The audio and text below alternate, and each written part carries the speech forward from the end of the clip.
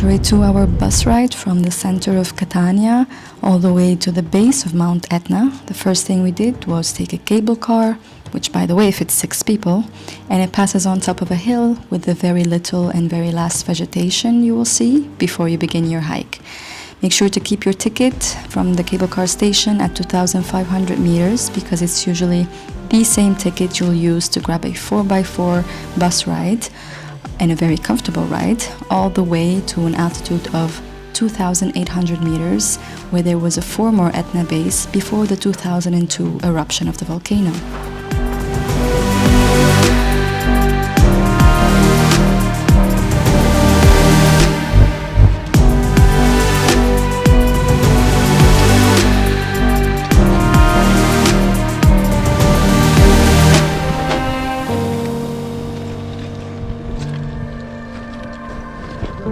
Starting from 2,800 meters, it is strictly prohibited to go anywhere hiking on Mount Etna without a professional guide because it is very dangerous and unpredictable.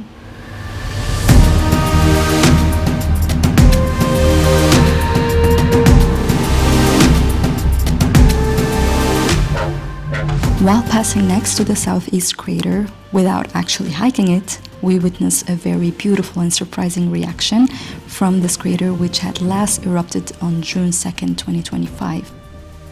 The guided tour only includes the central craters and the northeast crater alone because the southeast crater has become not only the highest at this point, but also the most recently active crater of the entire Mount Etna, and it is dangerous to approach.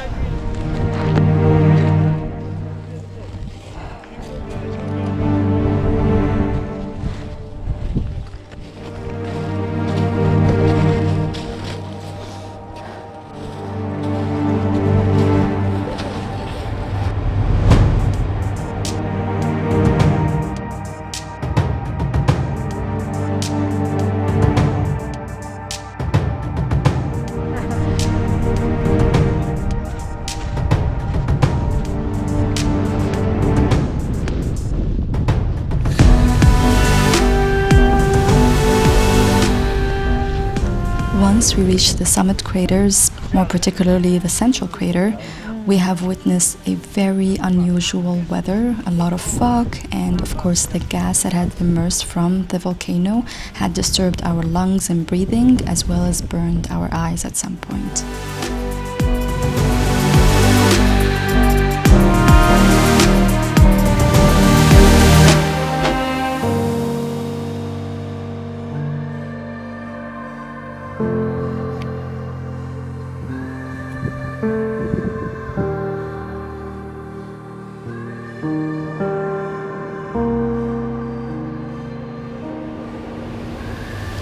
At the Mount Etna summit, particularly the central craters, I realized how so unpredictable the weather can be. I mean, the fog only disappears 3 to 5 seconds,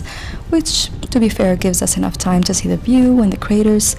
But then we had to be fast in moving on to the northeast craters, and in order to do that, we had to go down a tricky slope, sort of a moonwalk, because the ground was not stable given the proximity to both craters, but it was fun.